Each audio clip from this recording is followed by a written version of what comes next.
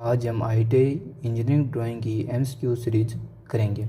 जैसे आपको पता होगा इस बार आईटीआई का सिलेबस चेंज कर दिया गया है। जैसे हर बार आईटीआई की मतलब एग्ज़ाम के समय शीट बनानी होती थी, इस बार शीट न बना के एमसीक्यूज सीरीज के माध्यम से आपका सीबीटी एग्ज़ाम इंजीनियरिंग ड्राइंग का होगा।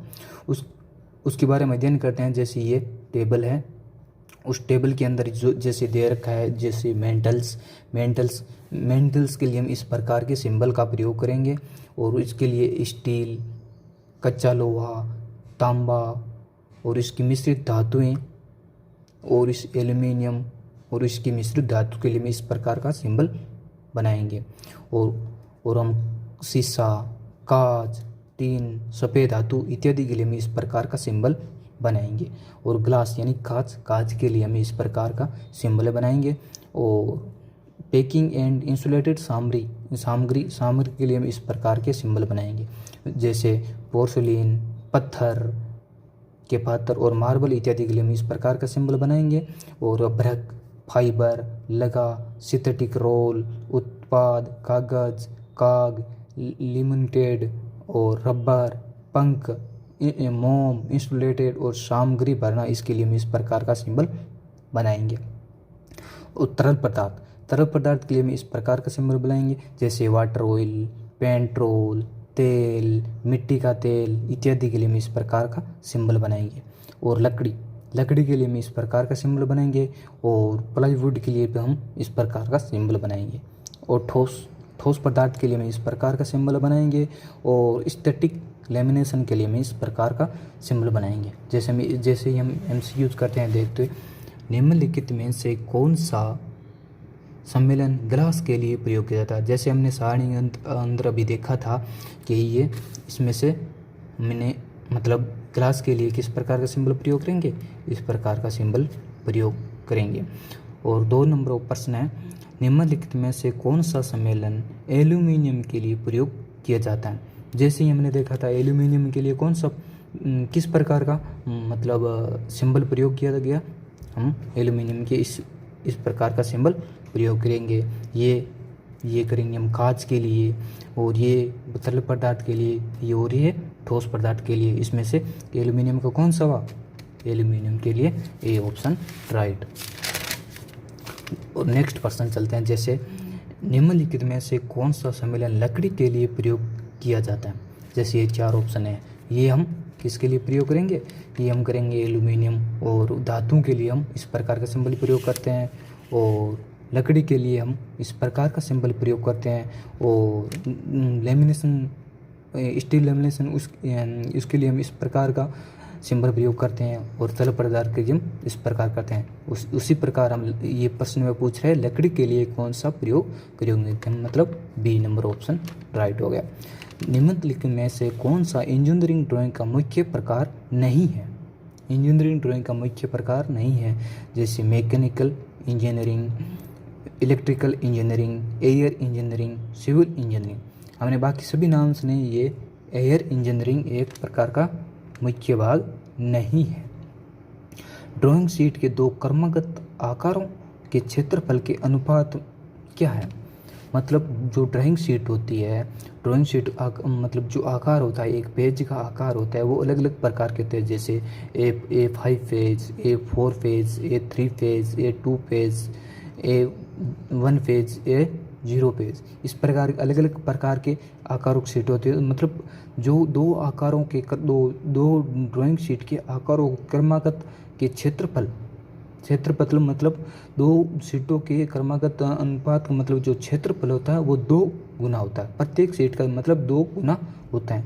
उसी प्रकार हम देखते हैं 1:5, 1:4, 1:2, 1:10। उसी प्रकार हम इस ऑप्शन में मतलब 2 के गुण जमा होते हैं। तो इस प्रकार राइट ऑप्शन कौन सा हुआ है, 1:2।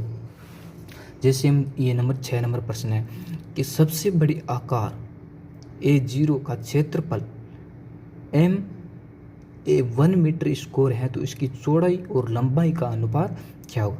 जैसे हमने देखा था कि एक मतलब जो 2 शीटों के बीच का अनुपात है वो 2 के गुणज में बढ़ता है। तो वैसे ही हम मतलब जो एक सीट है, सीट की आकार हमने मान लिया एक है और चौड़ाई मतलब सीट का आकार 1 है तो चौड़ाई कितनी होगी 1:1.42 के लमसम होगी। तो इसलिए इसका राइट ऑप्शन होगा 1:2। इसका बी ऑप्शन राइट होगा। और आगे जैसे 7 नंबर प्रश्न है, ड्राइंग शीट का सबसे बड़ा आकार क्या होता है। जैसे हमें पता है ये ड्राइंग शीट का आकार होता है। वैसे देखो जो A0 का कितना होता है, A0 का 840 इंटू 1189, A1 का होता है 594 इंटू 841, और A2 का होता है 420 इंटू 594, A3 को होता है 297 इंटू 420, और A4 को होता है 410 इंटू 297, और A5 को होता है 147 इंटू 220। इस प्रकार ये मतलब एक ड्राइंग शीट का आकार होता है। ये प्रश्न पूछ रहा है A3 ड्राइंग शीट का इंटरेस्ट साइज क्या होता है। नहीं ऊपर वाला प्रश्न, ड्राइंग शीट का सबसे बड़ा आकार क्या होता है। तो ड्राइंग शीट का सबसे बड़ा आकार होता है जो अभी सारणी के अंदर देखा था, ड्राइंग शीट का सबसे बड़ा आकार होता है A0। और उसी प्रकार नेक्स्ट प्रश्न चलते हैं। जैसे A3 ड्राइंग शीट का अनइंटरेस्ट साइड क्या होता है। ड्राइंग शीट का जो A3 साइज जो पेज है या शीट है उसका अनइंटरेस्ट साइज क्या होता है।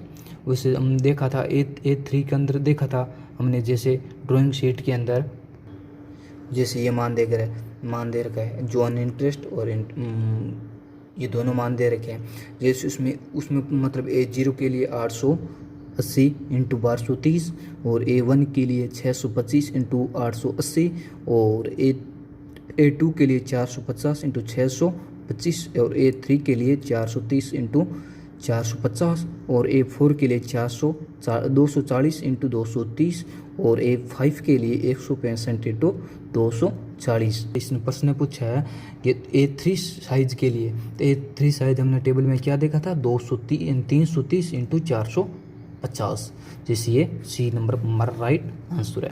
नेक्स्ट प्रश्न, ड्राइंग शीट में 210 मिमी इंटू 297 मिमी का अगला आकार क्या होगा।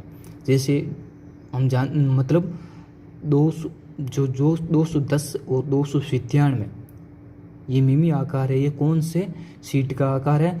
ये आकार है 210 एंड 200, ये है A4 नंबर पेज का। जो A4 शीट होती है उसका आकार होता है 210 मिमी इंटू 297। तो उसका नेक्स्ट यानी अगला क्या होगा, यानी A3 का हमें आकार बताना है। A3 का आकार क्या होगा 297 इंटू 420। उसमें राइट ऑप्शन हो गया बी ऑप्शन। ड्राइंग शीट का टाइटल ब्लॉक की सटीक स्थिति क्या होती है। जैसे ये हमारी ड्राइंग शीट होती है, इस प्रकार हमारी हमारी ड्राइंग शीट होती है। तो ये पूछना चाहता है जो ड्राइंग शीट होती है उसकी सटीक एंड टाइटल ब्लॉक यानी जैसे हम नाम लिखते हैं, हम अपना नाम सब्जेक्ट रोल नंबर बाकी लिखते हैं, वो हमारा टाइटल बार होता है, ये होता है।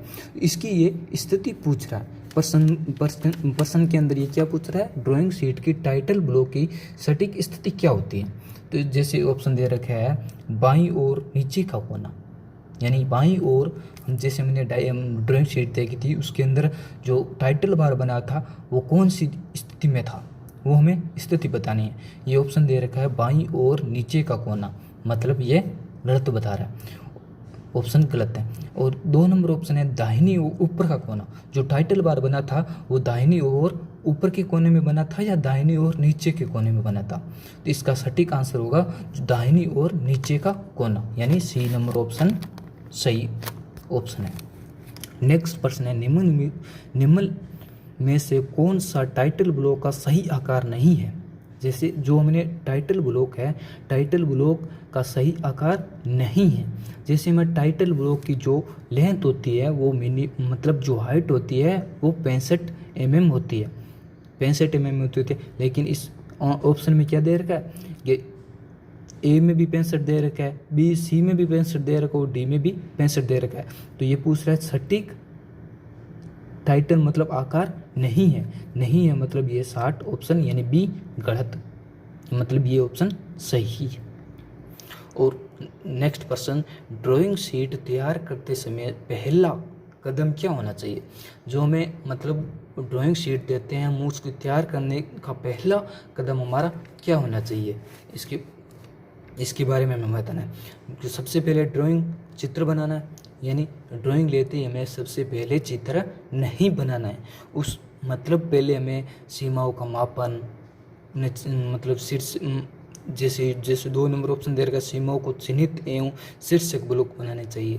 नहीं, सबसे प्रथम हमें सीमाओं को, जो चारों ओर की बाउंड्री होती है, जो पीछे से के सेंटों में दे रखी है, और अगर हमें नहीं दे रखी है तो सबसे प्रथम हम सीमाओं की चारों ओर की बाउंड्री बनाएंगे और सीमाओं को चिन्हित यानी डायग्राम ब्लॉक शीर्षक है, जो हमें टाइटल बार के जो हरक हुए हैं हमें उसके शीर्षक ब्लॉक बनाने चाहिए। और नेक्स्ट मतलब ऑप्शन दे रखा है ड्राइंग शीट को मोड़ना चाहिए, ये नहीं, हमें इस प्रकार नहीं करना चाहिए। ऑप्शन होगा राइट, सीमाओं का चिन्हन करें एंड शीर्षक ब्लॉक बनाएं।